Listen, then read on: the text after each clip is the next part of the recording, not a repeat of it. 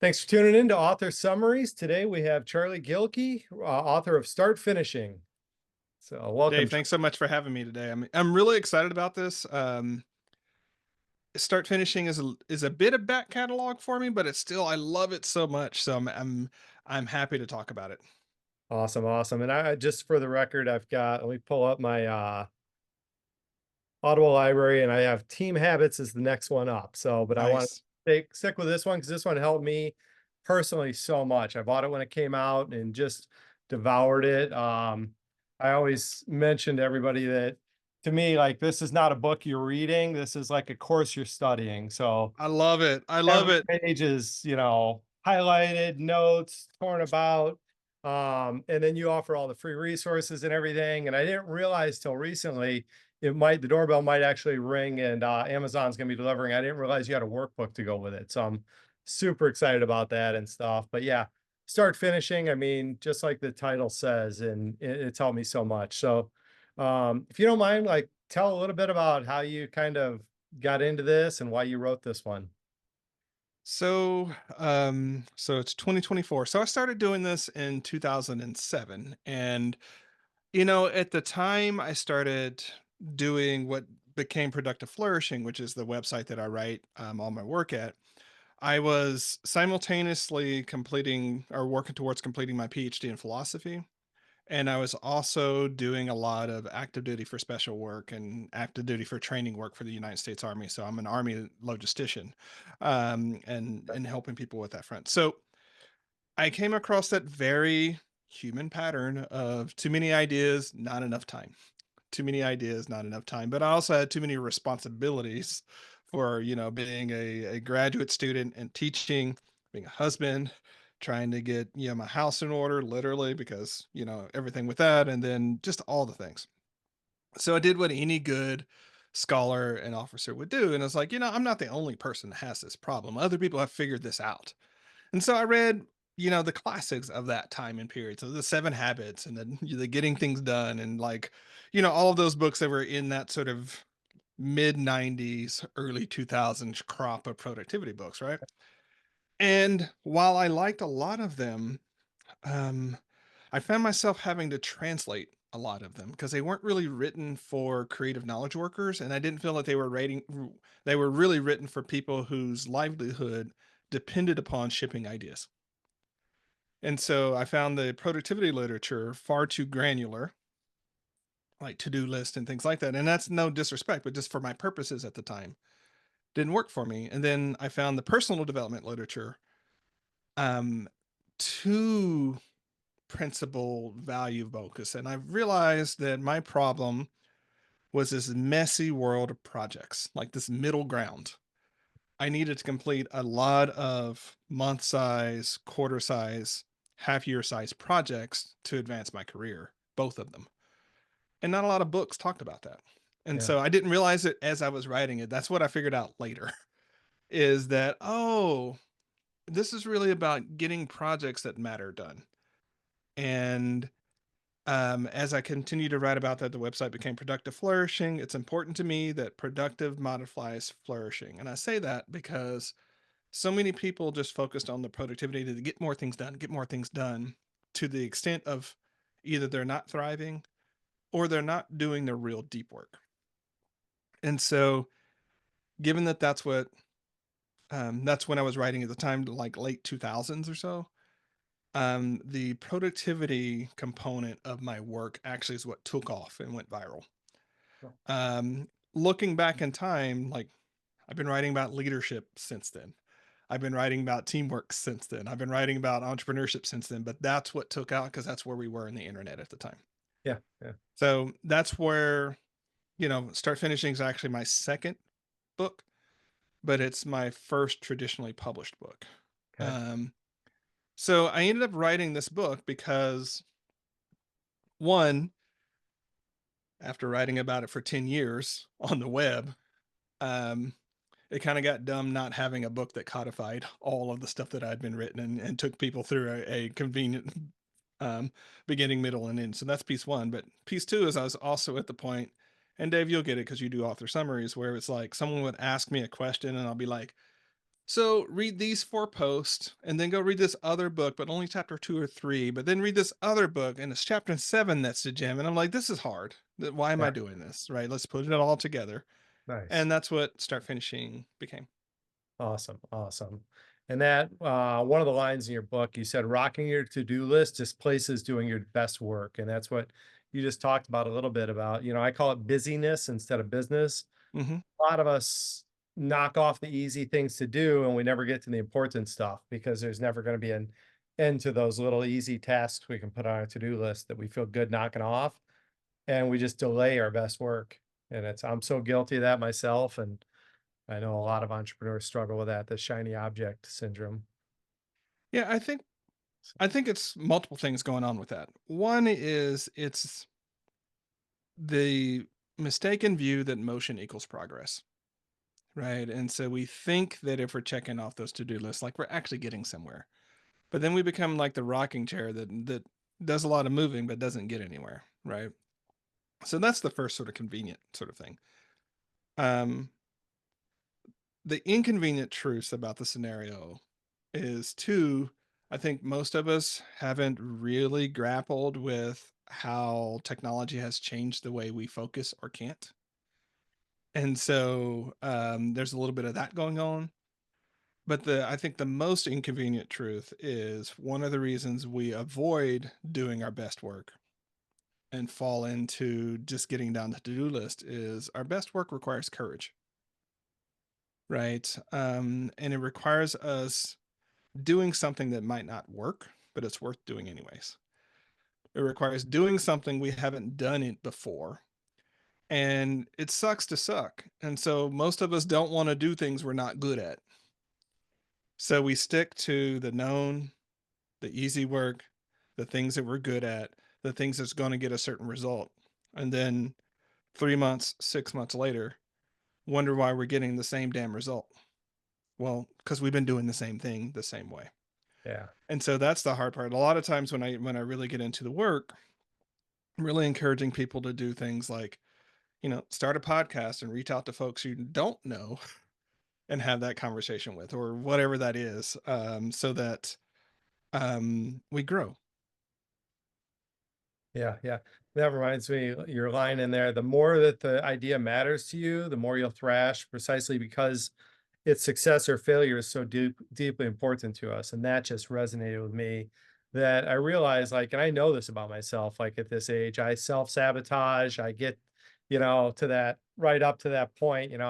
I always use like the story, my daughter was real young at the time, was playing soccer and she got kicked in the eye and black eye, and she brushed it off, got right back in there, and she was always the fastest to the ball and everything. Well, same thing happened. She got knocked over, kicked in the other eye. So she had two black eyes at the time.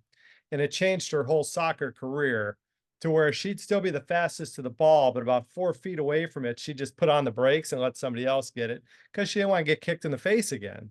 And I tend to do that with business a lot of times. And I'll laugh and recognize that I'm doing that. I get right up to that point that really matters and just go off and do the next thing or something else. I'll just put stuff in front of it. And I laugh at myself that I know I'm doing it and I still need to, like you talked about in the book, the red zone, gets Yeah. Yeah. Well, on that point, I think part of it is um, we start making failure a character trait and not an event.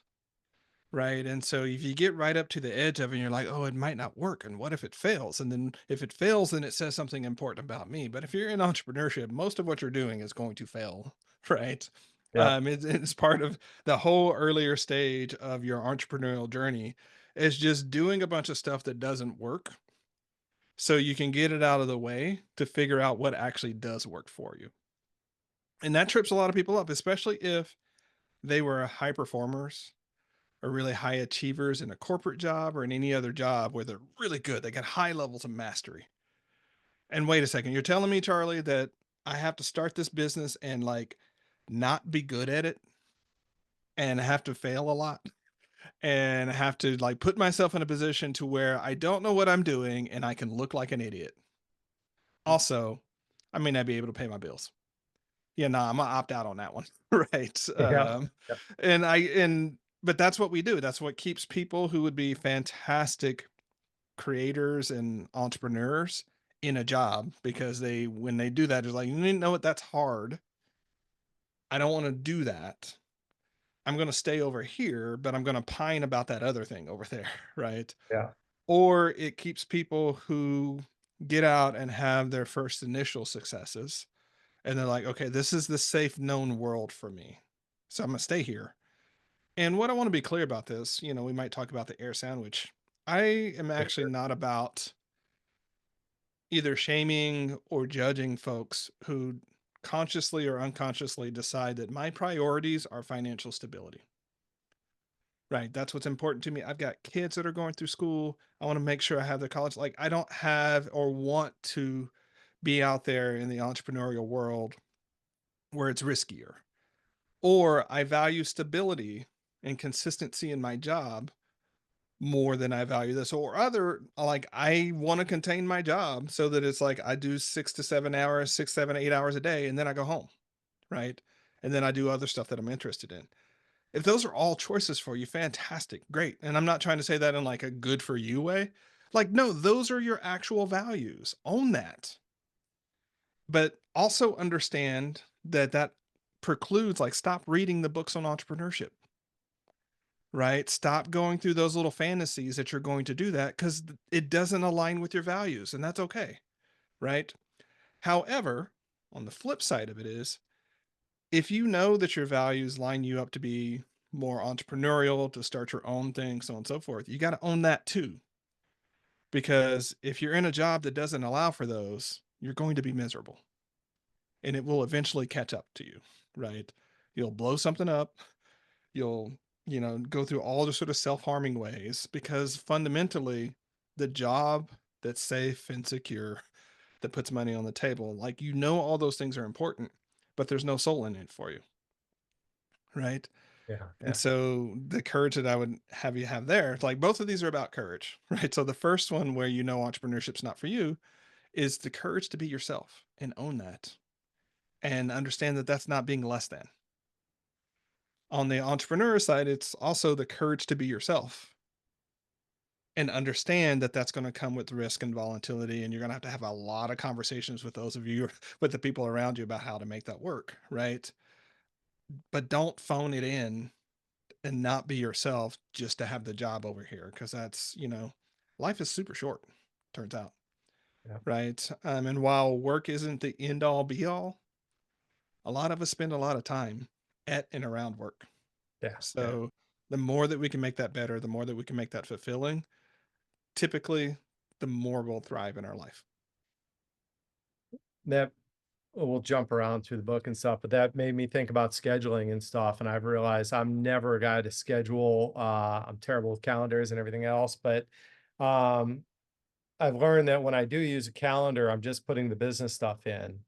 And then maybe I'll sprinkle in the leftovers to family or friends or fun or rejuvenation and stuff. And I've learned, and your book talks about this, like, you got to schedule the rejuvenation first, and you'll find time for the work. Schedule the most important things first, which would probably be your family, your friends, doing rejuvenating things. So you are sharp when you are working and stuff. But almost nobody that I talk to does it that way. So that was a really good, flip the script and put make a list of what really matters to you and fill those into the calendar first, give them the prime you, and then, work's always going to find a way to get done, especially when you're like I am, just serial entrepreneur, like, you know, which that's another thing that I want to make sure we get to is you have a lot of great advice on turning it off because, like, I work from home. It's very easy for me to carry my laptop into the other room and not be present, with my family and just keep working and stuff. When even if I don't bring the laptop in, the wheels are always turning and stuff. So you have some good ways of saying, "Hey, the workday's done," and following the steps to actually let your mind turn off and say, "Yes, the workday's done. I did a good job, and tomorrow's another day." So that's beneficial for every entrepreneur. Yeah, I mean, it turns out that most studies in productivity and work management and things like that point out that After about 36 hours of work a week, depending upon how one does, and you structure a lot of different ways, but that's sort of the most really productive work we're going to do. Um, and so most people, especially their entrepreneurs, listening to this are like, but yeah, nah, nah, Charlie, nah, I'm working 10 to 12 hours a day, man. I got to grind, I got to hustle. But when you actually do a time log with them and you say, hey, how much of that was actually really productive time? Like, where you actually push something forward. I'm not talking about that time where you're like just on social media for 2 hours, just lurking and refreshing. I'm not talking about that because we know that's not really useful, right? But when you look at their actual getting stuff done, driving projects forward, creating value, you find out that it's about 35 to 36 hours a week, Yeah.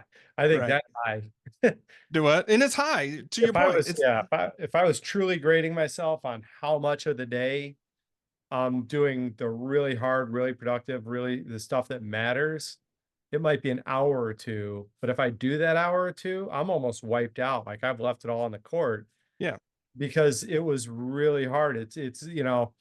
Um, there's that second level of thinking, like, there's the knee-jerk reaction stuff that we just make a decision and whatever, and then there's stuff that really matters, and we have to really think through it and pound through it and stuff. And I mean that some decisions take 3 seconds and some could take 3 weeks, and so yeah. Well, and this is where, you sort of started this talking about calendaring. I actually start with time blocking as a way for yeah, people to think about this, where, there are four different blocks of time. So I'll go through this. I do discuss this in the book, also on the website. But so the first that I want to focus on are focus blocks, which are 90 to 120-minute blocks of time.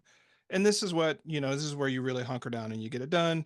If you're familiar with Cal Newport's work, it's your deep working blocks, it's your deep thinking blocks. If it's not sort of thinky work, it's like I always give the example of like pick that room in your house where stuff hoards and just sort of accretes and then sort of builds up. Well, the reason that buildup happens is because those things that build up there don't have a home elsewhere, right? So it becomes their temporary home. But for you to figure out where their home is requires you to actually like move stuff around and think about it. That's actually a focus block too, right? Because you can't like really like 10% organize a room, right? And everyone knows what I'm talking about on that. yeah, yeah, So focus blocks, 90 to 120 blocks of time. The other thing I'll say about that is it's not 90 to 120 minutes where you're just like looking at the screen and typing words. Like you can go to the bathroom, you can like stand up, you can move around, you can change your music. You can do some of those, but if you switch to a different type of project or you switch to a different context, that's when you break it. Now, why 90 to 120 minutes? Our bodies work on circadian cycles. It turns out after about that long, most of our bodies will need to refresh anyways. But the other reason is most of us, when we're talking about creative work or knowledge work, we know that there's a certain amount of ramp up time to get into it, right? And we know there's a certain sort of ramp out time or build out time where this is where if you try to schedule super important work to get done in 30 minutes, most of the time you'll rebel and not do it. And you're like, oh, I'm just not being productive. It's like, no, there's a part of you that knows damn well that is going to take you 15 minutes to get into it and then 15 minutes to roll out of it. And like, if you have a meeting on the backside of that, your mind's already jumping to start to think about that meeting. So you need about that amount of time to get in there to make useful progress towards something. Now, I hung out here on the focus block side of things because this is the thing that enough entrepreneurs do not build into their schedule. They build in little mini admin blocks, which I'll talk about, but not a full focus block. Okay, so I'll go through the rest of them real quickly. A social block is what it sounds like. It's when you're meeting with other people. I also give them about a 90-minute period of time. And Dave's like, hey, Charlie, but most meetings are an hour. And I'm like, Dave, yes, the meeting is an hour, but the 15-minute of sort of transition to get ready for it, we got to account for that. And also the 15 minutes on the backside. So by the time you do it, it tends to be about 90 minutes. Um, so those are social blocks. Third kind of block is an admin block. And it's what it sounds like. These are shorter. These are like the 15 to 30-minute blocks up to an hour. And it's enough for you to get in there and do something useful in admin without starting getting into like the click hole where you're jumping from email to Slack to social media to email to Slack to social media. Not really doing a whole lot, but just checking a lot. Um, and then the last one is one that I didn't teach when I started, but I learned the hard way that I needed to, which is the recovery block that you mentioned. Yeah. Because time and time again, clients and students would fill their days full of focus blocks and admin blocks and social blocks because they were going to be productive. They were going to get it done. And I'm like, so like, where's lunch? Like, what are you doing to like actually recharge after those focus blocks? And so had to put it in there as a forcing function because we were treating our bodies like head transportation vehicles. Like as long as our bodies just got our head wherever it needed to go, we were good to go. Turns out that doesn't make a good human and it doesn't make a good worker either, right? Um, what I typically find is that for best work projects, those super meaningful projects that you want to drive forward, it's 3 focus blocks per week per project.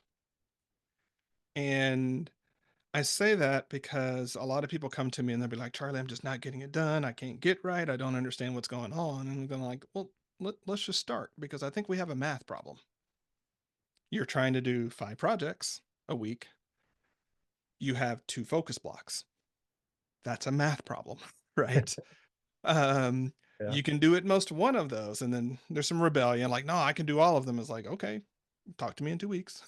And then they come back 2 weeks later. It's like, well, I wasn't able to get 4 or 5 of them done. I was hoping I only focus on that one. It's like, kind of told you that from the beginning.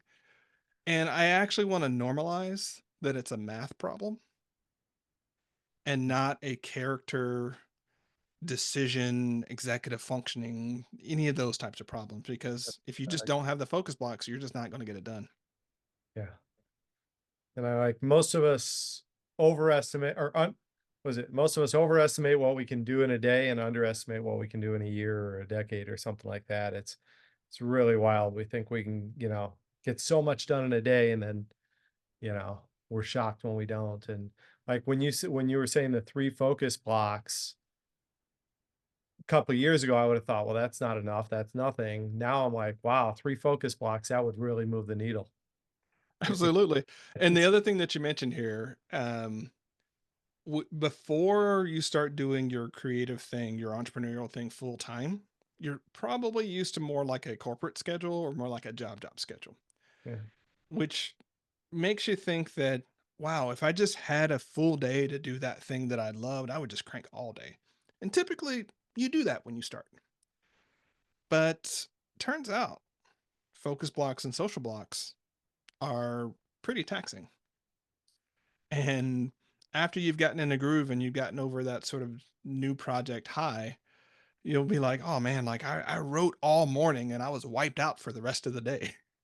Yeah, yeah, that's you and everybody else. That's not just like you're not uniquely defective in that way. Or you're like, oh man, like I had 4 great meetings with investors that day. And then like the next 2 or 3 days, I just couldn't get anything done. It's like, yeah, you were emotionally tired because you just had yeah, 4 high stakes performance events that happened in a day. yeah, That is unusual for most people in a standard job, right? You might have one high performance standard or high performance event like a week. Think about it. Like really be serious. Like if you're presenting to the big boss and you got to do all that kind of whatnot, like how frequently does that happen? Where it's a high stakes performance event. Most work isn't like that. yeah, On the entrepreneurial side, every sales call, every investor meeting, when you're new to podcasting, all those types of things that you're doing new, they feel super high stakes.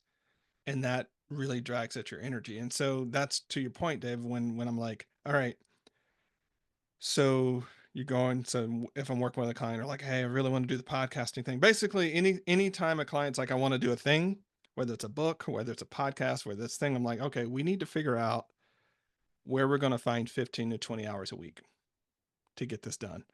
And everyone's like, no, that's not how long it takes, Sterling. Like, I've been doing this for a while. Right. If you want to get the reps in and get good at it and get some momentum, it's going to take that amount of time because it's not just, I'll take podcasting since that's what we're doing. it's not just the time Dave and I are doing this, right? That Dave's prepared. He's done some things. I've done some things. There's the calendar stuff in between. There's what happens after this. Like he's going to do the show notes and then, I'll do something with it. There's all that sort of work I like to it. So this 1 hour or however long Dave lets me continue to talk to him, this one period of time has 2 to 3x other like amounts of time added to it Yeah. to get it done. Um, if I were hosting a show and I wanted to have 2 guests a week or whatever that is, you can sort of backwards look at, oh crap, that's actually a lot of work to get that done. And I use that 15 or 20 hours as a litmus test about how committed to the project that they are. Because they're like, okay, Charlie, I can't do that. I've got 4 hours a week. I'm like, cool, cool, cool, cool. Have you set your level of success and your expectations around success to match your level of investment in that success? Mhm. Because if you think you're going to be John Lee Dumas working 2 to 4 hours a week on a podcast, I have something to tell you. It will not work. Right. Um, and so I think that's what people don't do is they don't look at the level of success they're going after or that they want and then match their efforts to get there. I think we do this wishful thinking thing where it's like, I want to spend as little time on it and I only got a little bit, but I want the big results. And that doesn't happen. Yeah. And the bigger that gap, the more anxiety, more trouble we have and everything else. Like, and we, like Tony Robbins said, we should all over ourselves. I should be here. This should be doing this, and it's, yeah.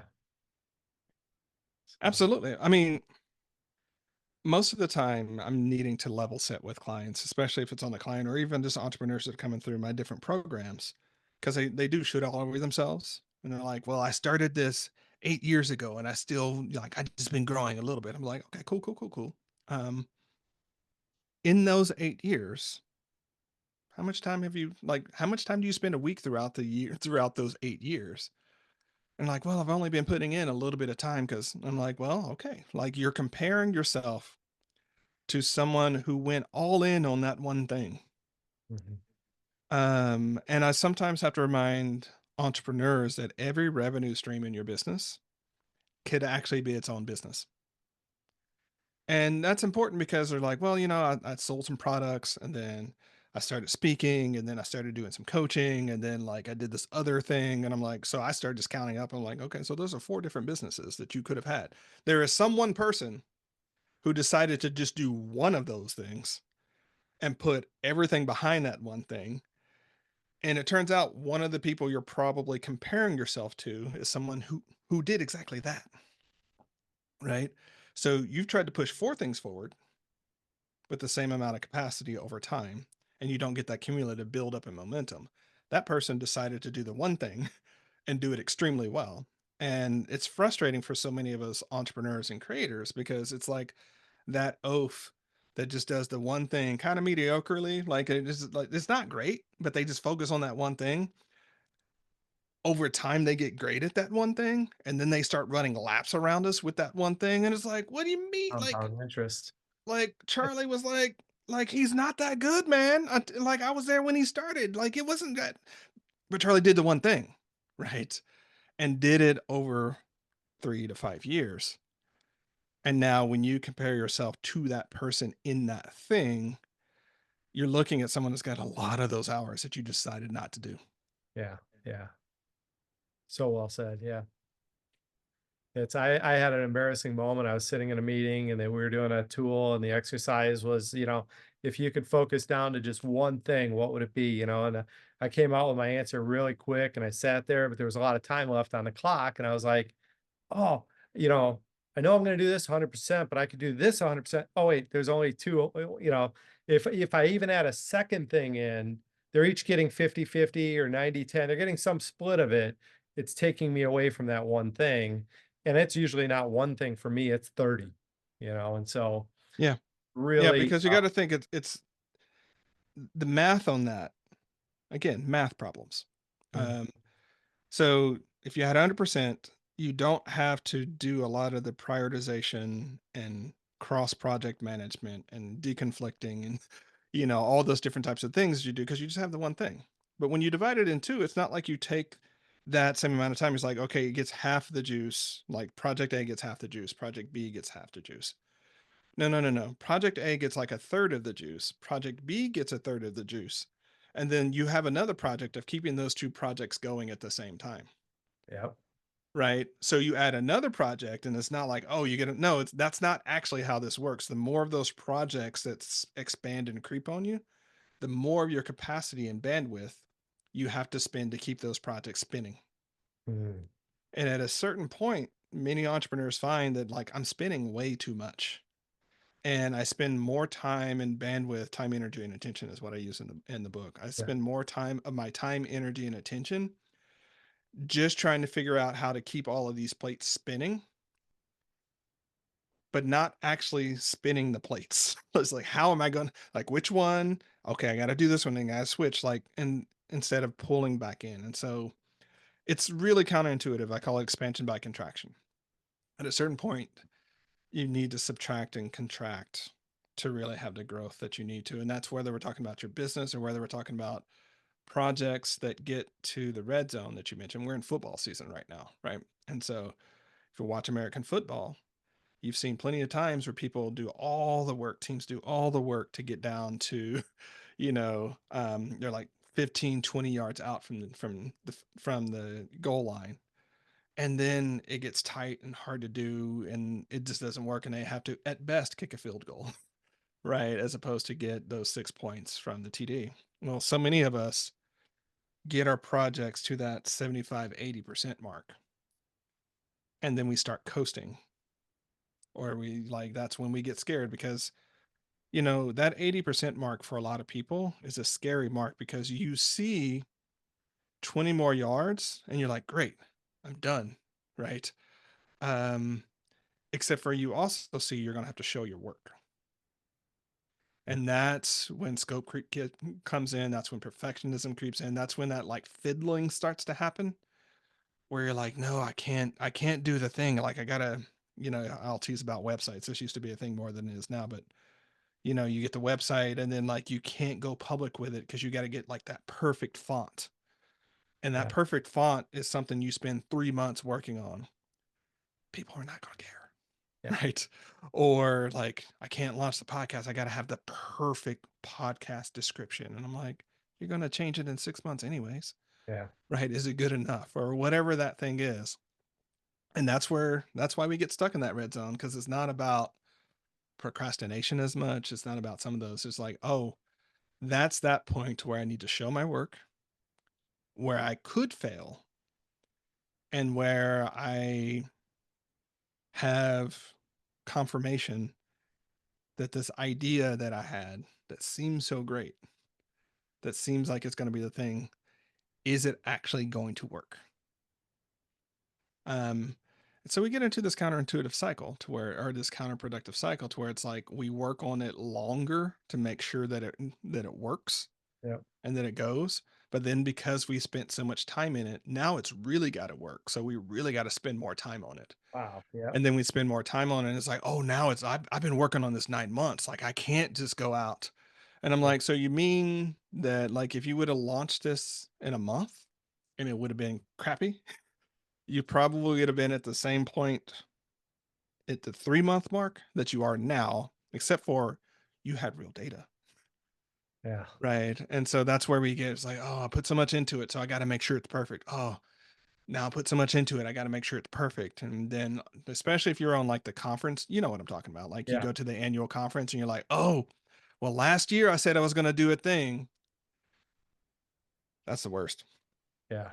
I forgot who said it, but it really helped me was that if you're not embarrassed by the first go round or whatever, you waited too long to launch it.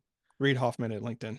Was that okay? Yeah, that Yeah. was really eye opener for me that um but I still do it. I still analysis paralysis and um wait way too long to launch. And you're right. The longer I wait, the harder it is. So yeah, Yeah. I'm What can be with helpful that. here? I talk about building success packs and start finishing. Yeah. And there are 4 different kinds of people you put in your success pack, but I'm going to talk about the two that people think or sorry, I'm going to talk about two of them. One in which people think they have to have, they don't need it as much as they do. And the other one that people overlook, right? So the one that people think they have to have is what I call your guides. Those are those mentors, those people who know they've done it. And like, if you get them to look at your project or be a part of your project, it's going to be like instant success. Like you're going to know all those things. So we spend a lot of time with our best projects trying to find those guides and trying to line them up. And if only Seth knew what I was going to do, or if only James knew what I was going to do, if only Charlie, like we try to build that dream team Yep. without remembering that we pull on guides, not because they're going to do like actual work for us, but they're going to help you change the way you see the world. Yeah. That's really their job, right? They don't call their friends, they don't send emails on your behalf, they don't do any of that. That's what your peers do. So we spend a lot of time chasing guides and trying to figure out how to get guides. But the people really need to pay most attention to are actually our beneficiaries. These are the people who benefit from us completing that Yeah. project. And it turns out that if you're stuck on a project and you're in that red zone and you don't know which way it can go, you have several options. The default option I think that people do is they get into, talking to Google, searching Google or getting into AI or just like coming up with 18 different ways to do something on their own. That's the hard way of doing it. Takes a long time, you're still probably not going to be right. There's a simpler way to do it, which is you actually show it to the people you're building it for. You can say, hey, does this work for you or not? Here's what I'm trying to do. Yeah. And I know it sounds obvious every time I say it, right? But what do we actually do though? Yeah. Right? It's like, oh, I can't show them. But if I said, hey, Dave, like, I'm working on this next book. I really am working on the next book, but the next book is called Trust and Vision. Here's what it's about. Here's a core thing. I'm really writing it to help leaders cultivate trust and articulate the vision that they have for their company and their team, right? Because that's where people fall down all the time. I'm wondering X, Y, and Z about that. Are you interested or you're not interested? I'm not going to put you on the spot like that, Dave. But if Dave was someone I was building that for, I could say that and have a little provisional table of contents and share it with him and immediately know whether it's going to be good for Dave or not. Chat GPT can't tell me that, Yeah. right? My own ideas of what's obvious don't matter, right? Or don't that's obvious and valuable don't matter because I'm building this for Dave, right? If I wanted to write a book for me, I'd write a memoir or something. I don't know. But I say this time and time again because whether we're talking about it in the context of entrepreneurship or just your creative projects. Now, a beneficiary can be you because you're building your project for yourself. I find that many people, though, will not commit nearly as much if it's just for themselves. And they don't want to spend 3 to 6 months of their life building something just for them, right? So sometimes people will creep that in. I'm like, that's cool, but that means you don't need another beneficiary to do this. Um, you might want one, but you don't need one. It's not necessary. So um, I offer that because when you're in that red zone spot, when you're starting to see that you're starting to fiddle and push things along and things like that, having your success pack in place will help. But even if you don't build that entire six pack, just be thinking, who am I building this for? And do the courageous work of showing them the work. I mean, like, Mm. here's what it is. Here's what I think. Is it working? Is it not working? And trust their feedback. Right. Because a lot of times people are like, oh, they're just being nice. Well, let them be nice. If enough of the people that you're building it for are nice and actually like it, okay, that's what you need. Right. Yeah. And so you don't necessarily have to go find the hard asses that are going to tear it up. Right. Um, and over time, it does get easier to share your work at the same time that it gets harder to share your work. It gets easier because you get into the discipline of collaborative co-creation or co-creation, which collaborative is redundant in that one. It can get harder because your platform gets bigger, your business gets bigger, your status gets greater. And so it can sometimes feel scarier to be accomplished and sharing earlier versions of your work because they're like, Charlie, like, haven't you written a lot of books before? Like, why are you showing me something that's not done? That's what you think. In reality, you're right, people are typically super excited about seeing early versions. Yeah, that's true. That's really true. Yeah. That's some of my favorite books. I love getting the pre-release from authors. That's my favorite thing, and Yeah. And how uh many times have you gotten an arc and been like, this is crappy? It's got typos and the page numbers are weird. And like, that's not, yeah. you're like, this is so cool. Like, I get to read it at this stage and I'd rather have it now. Yep. Right. And be a part of the process here. But we forget when it's our work for our people, they feel the same. Yeah. Wow, that is so true. So true. Yeah. So what are some ways to get that courage? Because you're right. The further along we get, the more there is to risk. When we're young and there's no responsibility, like who cares if I fail? I'll just learn and fail again, and stuff. And then you get to that point where, maybe it's, hey, now I've got a wife to look out for. Now I've got a kid. Wow, I can't risk as much, or just your reputation or whatever. Like what are some ways you found that can kind of work to, you know, 1, 2, 3, go and just do it anyway? Yeah. So, um, there are a few ways out of this cycle. So, one of the things that we typically do is automatically make things more high stakes than they need to be. Right. And we assume that the broad scale of our business or platform or what we're doing has to apply to everything. So, again, I'll go back to books because it's a lingua franca for so many of us. Like, what you're really talking about, no matter how many readers you have, no matter how big your platform is, like, you have 5 friendlies that you could send a book to, right? To get feedback on. And with those friendlies, it's actually not that high stake. You set up the expectation this is a beta thing, right? Or this is something that I'm trying. And so you're like, hey, Charlie, but what if I want to launch a new channel or a new platform or new whatever, right? Same basic thing. You can do like I'm saying this and I got to make it sure that I'm articulating that it's going to sound super obvious, but just because it's obvious doesn't mean that people actually like appreciate it. Starting a new channel, like I want to do the YouTube thing, man. I just want to like go and give it a shot, but I'm scared that like what if it doesn't work out and I spend all this time? It's like you could tell people from the beginning that it's a project that you're trying. And if Yeah. it doesn't work, you can stop. Again, obvious, but that's not what we think. Like, oh, I want to start a podcast. Well, by podcast, they mean like a serial show that runs weekly that you have to do forever. That's somehow where people go, right? And I'm like, you could just do 10 episodes, see if you like it. Yeah. And if you don't, then stop. But well, what will people think if I stop? They probably think you made a smart move that didn't work with you. If you explain to people like, I tried it, I thought it would be fun, it wasn't. So I went on to the next thing. Yeah. Okay. Um, and I always sounds obvious when I say it, but what we do, the bigger we go, is like we don't get to experiment anymore. We don't get to try things anymore because somehow we've had to figure everything out before we do the damn thing. Right. Now, obviously, if it comes to real material losses, like, hey, I want to sell my house and start a business, like that is a little bit more high stakes, right?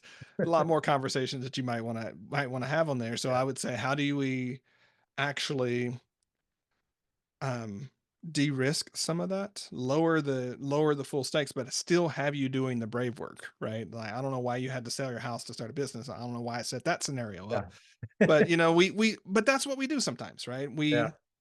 I've worked with enough folks as either clients or students, and we do what I call creating the impossible scenario. Because we'll create some impossible scenario that we can't do to get us off the hook of being able to do what we can do.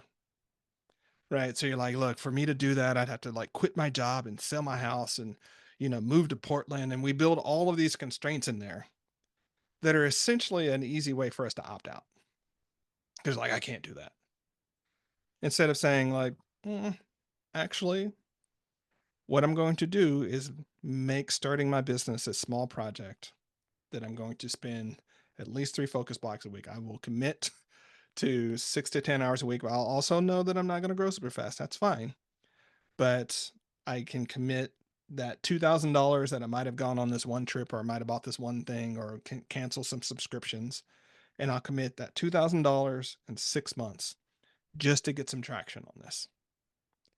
Um, Obviously, change the numbers, change the scale of time, but that's a way of doing the thing, still doing the brave work, but not creating that impossible scenario that lets you back out. Because that's the thing. We tell ourselves that someday in the future, somewhere, there's going to be this ideal amount of time and money and all the stuff off the table that we'll finally be able to do that stuff, those best work projects that we've been meaning to get to for decades. Like once the kids are out of school, once mortgage is paid off, once like whatever your thing is, and like that's when you're going to do it. Um, as I mentioned earlier, time is incredibly short, right? Yeah. And when you look at the rate of technology, you look at how quickly things are changing, whatever idea you have right now may or may not be relevant 20 years from now, or 5 years from now, or AI is changing every 90 days. So who knows, right? Yeah. Um, the more we buy into that myth that someday later is when there'll be these idyllic conditions that I can get started, the more we defer our life to some unlikely scenario, right? So to answer your question, which is how you get more courage, change the scope, de-risk it, but still commit to showing your work, commit to actually shipping the work, right? Because that's at the end of the day, that's the hard part. When you ship your work, that's when you see. I'll keep to it at entrepreneur lens. That's when you see if your idea matches market demands and needs. You will not know that until you do it. Yeah. Yeah. The faster you can do that and figure out that there is that alignment, the better. So, um, getting used to shipping faster or finishing faster, and getting used to your product, your idea not working for some people and being okay with that, but really being able to pay attention to who it does work for. Sort of the keys to building up that muscle, because like someone listening might have heard me talk about the book that I'm working on now, and they're like, Charlie, I'm not really interested in team leadership stuff. Like, I just want to run my own solo thing. Great. That book was not for them. Doesn't mean it's not a book I shouldn't write, though. Yeah. Right. And find those people who it's for and build from there. Yeah. Very good. Want to go back to chunking things down a little bit. And so like I know for a fact, like if you have, I want to write a book on your to-do list, you're never ever going to write a book. You'll never Right. finish it. You have to say, I want to design a cover. I need to come up with a title. I need to map out the chapters. Like there's so many things. But if it's your first book, you don't know what any of those things are. Mm-hmm. So, in the book you talked about, there was some line about, there's, if you're forging a new road, there's no path there to follow. Like, so how would you, like using the book example, how would you explain to somebody like how to chunk that down, that you can't have write a book or, become a published author on your to-do list. It's got to be segmented down into 100 different things. And then you start chunking down each one of those into a focus block. Like, so, Yeah. So this is what I get to say now in 2024 that I was not able to say in 2019. Um, this is where things like ChatGPT and Claude come in super handily, right? Because you can literally go in and say, I want to write a book. What are the major steps involved into writing that book? And it will yeah. spit that out for you, uh, right? Nice. That's the easy, free, maybe not the best way, right, of doing it. But it is a way that's available for all of us because it's free as long as you have, the baseline technology for that. So that would be how I would say that for most people. Um, if you if you want to and you have the means to and you know it's something that's going to make you more successful, like step one might be talk to someone who helps people write books. Right? That's the first step, because like when you talk to them, it's like, hey, I don't know how to do all this stuff. Like, what are the steps? and then they'll tell you the steps, right, that you need to do, and then you can start to build that out, and you can do that for basically anything. So while your unique path may not have been trod before, other folks have trod a similar path, right? Mhm. Um, so I know it sounds obvious, but ask them, hey, like Charlie, thinking about writing a book. How long is this thing going to take? Right. And Charlie or whoever's going to say is, well, there's a lot of factors, but it's unlikely to be the weekend thing. Right. But it also doesn't have to take you 10 years. Right. So somewhere between, depending upon how much you focus, somewhere between 3 months and 15 months. Right. If you focus on it. Yeah. Okay. That gives you a sense of time. Right. Then what are steps involved? And so I think, um, at this stage, with the tools that we have available to us through, ChatGPT, AI, things like that, through, search engines, I think most people unfortunately assume that they're what they want to do is so unique that they can't search for it, right? To figure out Yeah. what are the steps involved. And so, and I know that sounds obvious, but how to start a podcast? What are the steps involved in starting a podcast? You're going to get a ton of that. So, unless you're, you know, building like a hyperspace fusion engine, someone has built something close to what you have built. And Yeah. there's at least enough of a blueprint there that you can follow along and sort of adapt to. And then the other part about it is, I'm coming back to success pack. So I'm seeing how elliptical I am today. Thanks for that. Yeah. Thanks for the patience, everybody. When you look at your success pack, it's who you put on that team. So that's where your guides are super handy, actually, right? Yeah. Because you can ask them that question of like, hey, I want to do this thing, and like, it's November the 6th, 2024, and I want to finish a book by the end of the year.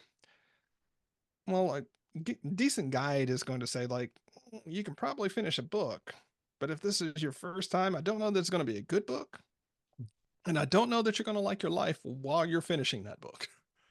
Yeah. Right. So really, what's that goal about? So um, use the resources available. AI is fantastic for that at this Yeah. point. It's very good. To recruit people and pull them on your success pack. Three, while you're talking about chunking, that's where I would go back to the time blocking thing. Every one of those chunks, you got to start thinking like it needs to live on my calendar somewhere. And the challenge that people have, Dave, is like we for we have those sort of coffee shop or plane moments where you're like, you got this idea for a great new project. And you're like, okay, I'm going to practice this chunking thing and I'm going to chunk it down. And then you're going to look at those chunks and you're going to look at your schedule and be like, okay, I've got all this free time. I can just get it done in this period of time.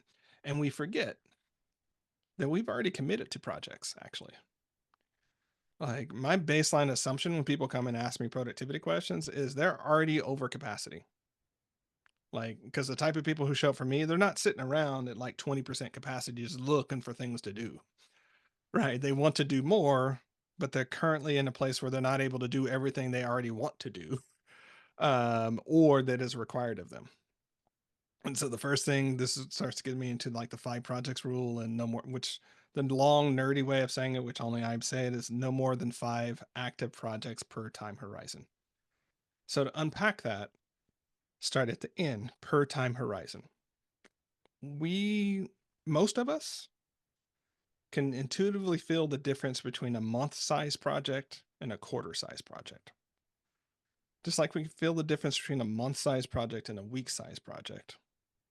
Just like we can feel the difference between a week size project and something that's going to take about a 2 hour block of time. Okay. Um, Outside of that, things get wonky. We're terrible at estimating, turns out. And so I hack that and say, like, if you're thinking about what you want to do this month, that fixes the time horizon. Okay.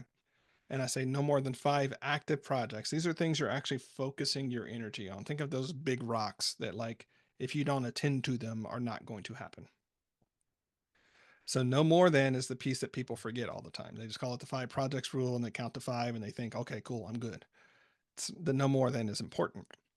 Last thing that I'll say here is personal projects count as projects.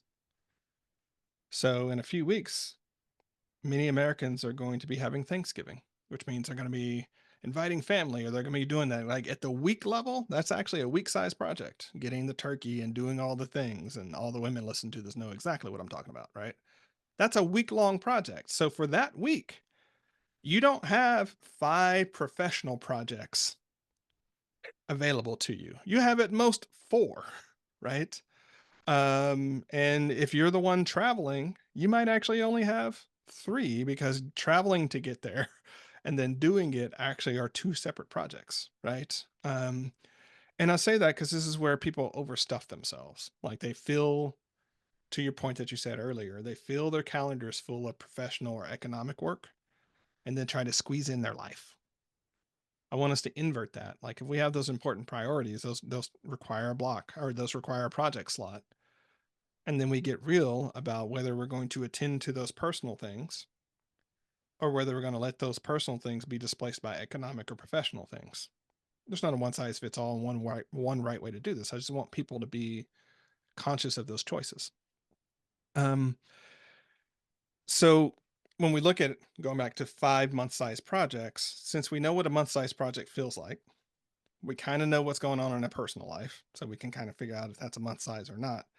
Then that lets us know how many month size economic projects we have, which are typically chunks of larger quarter size projects, right?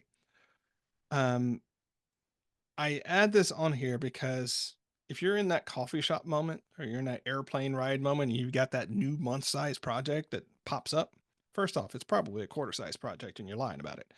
Second off, it's not like you have an empty deck of projects or you have 5 full slides, you can just lay that mug in there. You actually need to decide whether you're going to complete a project that's currently on your deck, whether you're going to drop a project, whether like how you're going to manage that because this new project doesn't have a home, which means you're not going to do it, or you're going to end in that place where you're carrying like 17 projects. None of them are going forward because you actually don't have the capacity for them and you're not finishing them. So they're not going forward. So you Yeah. end up in this loop to where at a certain point you get to what I call creatively constipated, to just like physical constipation. Like you've taken in all of these ideas and all of this inspiration and none of it is moving. And just like physical constipation, it turns toxic, right? At a certain point, you'll not, you'll start tearing things up. And what you'll tear up first, it's probably yourself, right? I just can't commit. I need to focus. I just can't get right. Like I always do this. Like, why is this about bright, shiny objects? It just make me fall down. Or like I'm making bad commitments to myself again. Like you'll start assassinating your own character. When again, it's a math problem. Yeah, that was one of the quotes that I really loved was, you said, "Remember, creative people will either be actively creating something or actively destroying something, and the object of their destruction, that is usually the easiest target, is themselves." It's like, wow, that's true. So I've got kind of a silly thing, but kind of true also. I call it the rule of tens, is that I assume that any project is going to take 10 times longer, cost 10 times more, and be 10 times harder than I think going into it.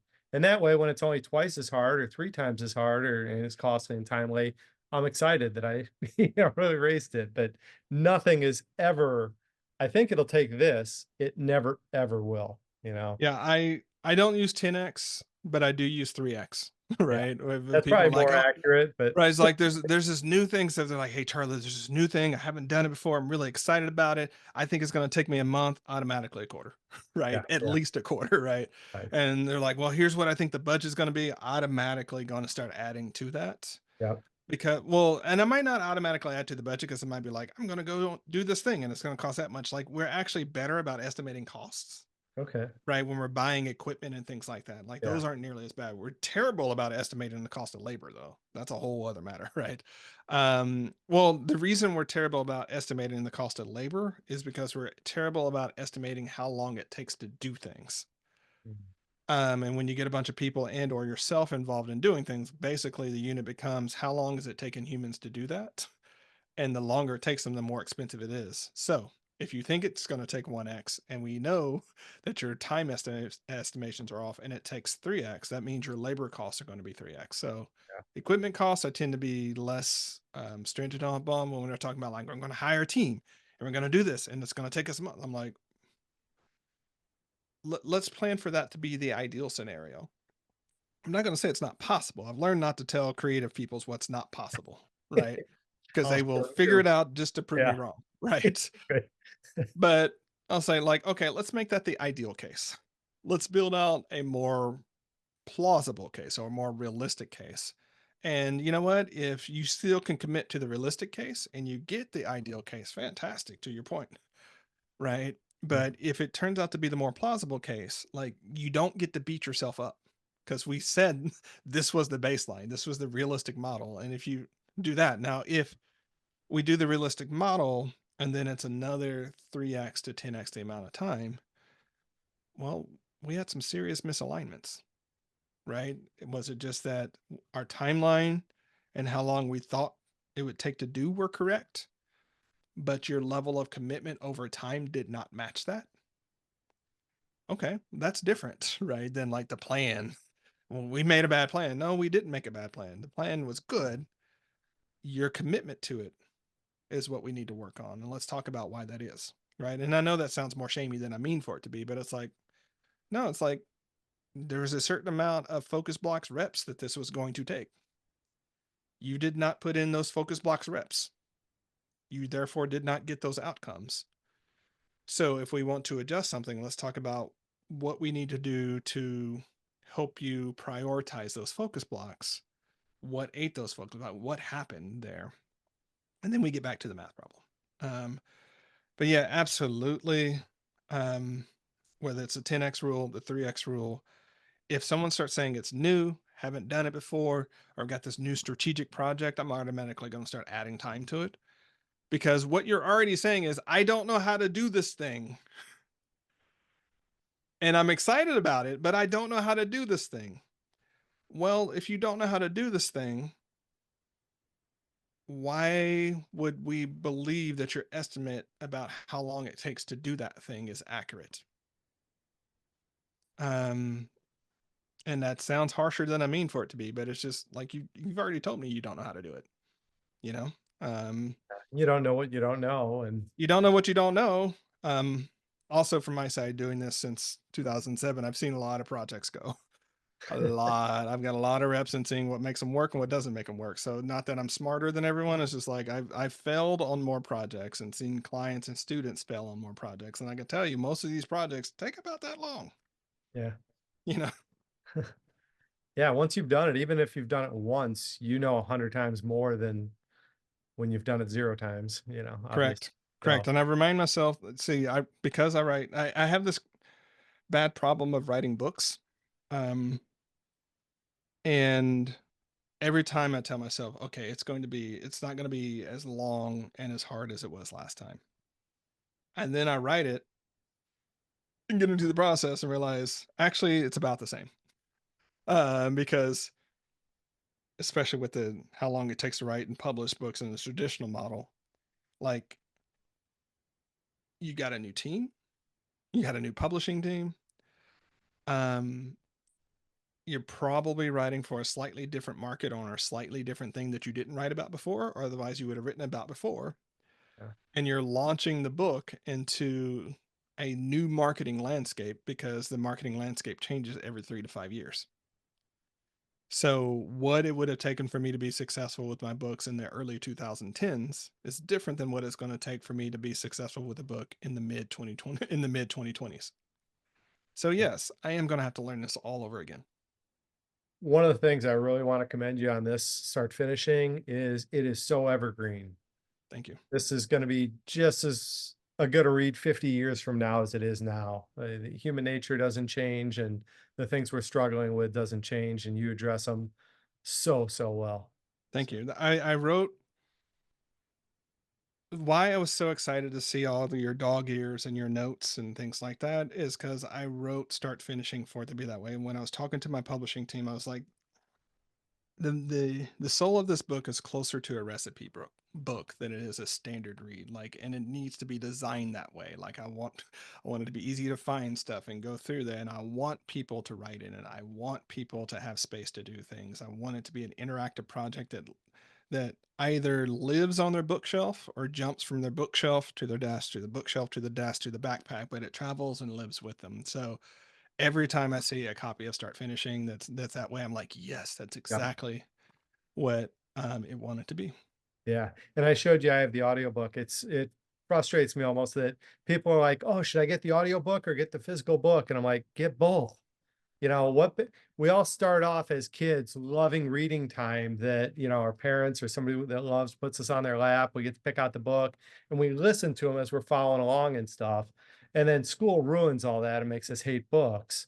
And so to me, like there's no better way I can sit there listening to the author read the book to me while I'm highlighting and taking notes. And yeah, there's a lot of pausing and backing up and stuff like that a lot of times. But again, this is more of a course than, if somebody just listens to it while they're out on a bike ride or something, they're going to get a tenth of the value out of it as if they actually interact with the book and Yeah. really take notes and apply it. And it's beautiful. And I'll leave everybody with a little cliffhanger of 212 alone is worth 100 times the cost of the book. So get the book and read 212. I think So I know what we're not going to 212 tell them is, what's but on there, but um so, yep. yep. um that one's worth it, and there's another There's one so many that's, of them, so many of yeah. them. So it really um had an impact on my life and continues to. And so thank you for that. And thank you for coming on the show and chatting with me. This has been awesome.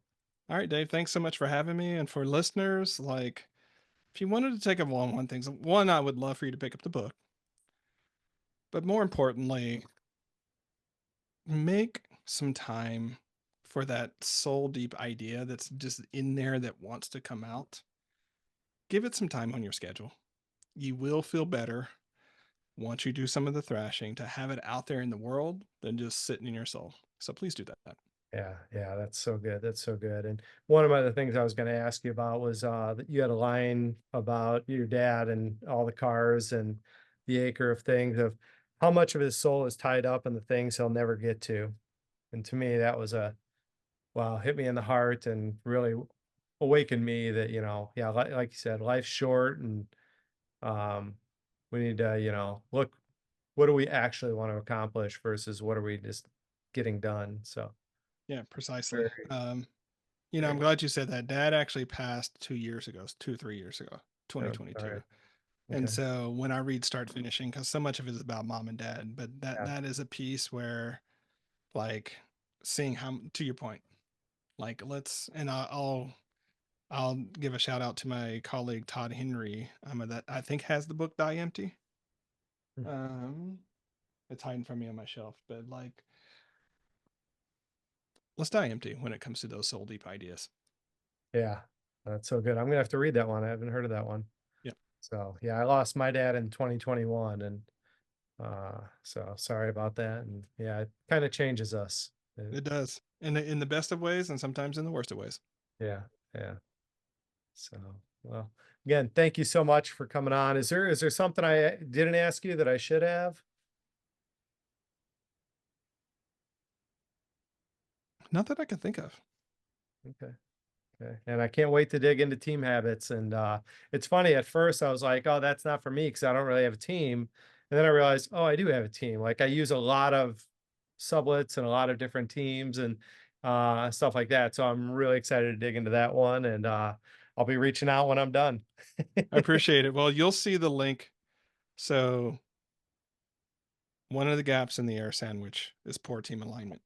Yeah. We have to tell So them what the air sandwich is. I'm sorry. I'm okay. All right, so the so air good. sandwich. So think about your life and think about the top layer of the bread being your vision, your values, your sort of big idea for yourself, right? And how you see your life being. On the bottom, you have your day-to-day reality, your schedule and your routines, right? For a lot of people, there seems to be a lot of air between those two, which is why we call it the air sandwich. It's just a big disconnect. Um, but that's actually an illusion because there are 5 core challenges that go in there. So you've got um, head trash, which is just all the stories you tell yourself about what you can and can't do. You've got competing priorities. You have too few resources, no realistic plan. All 3 of those words are important, and poor team alignment. Okay. So usually when people come to me, and they're like, I'm not getting to something, so on and so forth. One of the first things, if it's not a math problem, most times it's a math problem, right? But we use some of that stuff in the air sandwich to figure out what's going on. It's like, oh, the reason we have a math problem is it's a combination of competing priorities and head trash, meaning you're you want to do this thing, but you want to do this other thing. And so you divide yourself and you don't have the time for it. Or you're hedging bets and you're doing 3 or 4 different things because any one of them might not work, and you're not wanting to commit to one thing that might fail, right? And so the head trash is like whatever that thing is, it's not going to work, so I need to hedge my bets. But then you actually make it more likely that none of those things work Yeah. because you hedged your bets, right? And so usually what I start finding out is what's the single or the combination that's creating the stuckness there. And so yeah, that's the air sandwich. It's just a model. And sometimes, like, especially when it comes to poor team alignment, when I talk about teams and team habits, I mostly talk about professional teams.